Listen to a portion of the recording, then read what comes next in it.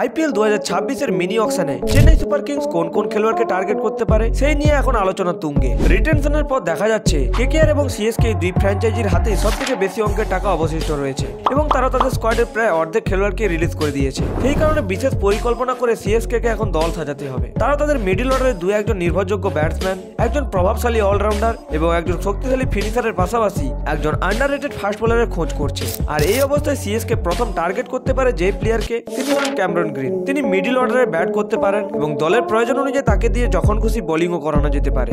এরপর দ্বিতীয় target player হলো আন্দ্রে রাসেল। রবীন্দ্র জাদেজা চলে যাওয়ার পর তারা রবীন্দ্র জাদেজার হেড টু হেড রিপ্লেসমেন্ট হিসেবে আন্দ্রে রাসেলকে নিজেদের দলে নিতে পারে। যদিও তিনি একজন মিডিয়াম ফাস্ট বোলার, তবুও তিনি লোয়ার মিডল অর্ডারে ফিনিশারের ভূমিকা পালন করতে পারেন এবং দলের হয়ে নিয়মিত বোলিংও করতে পারেন। এবার যদি বোলারের কথায় আসা হয় তবে বিকল্পের কোনো কমতি নেই। হেনরিচ নকিয়া, Brandon Spinkle, Mitchell Johnson, Fazalhaq Farooqi এবং জ্যাকব ডাফির মতো বেশ কিছু ফাস্ট বোলার নিলামে থাকবেন, কিন্তু বর্তমান ফর্ম, ধারাবাহিকতা এবং বয়সের দিক থেকে বিবেচনা করলে জ্যাকব ডাফিকেই সিএসকে টার্গেট করতে পারে, কারণ তিনি আইসিসি র্যাঙ্কিং এ এখন 3 নম্বরে রয়েছেন।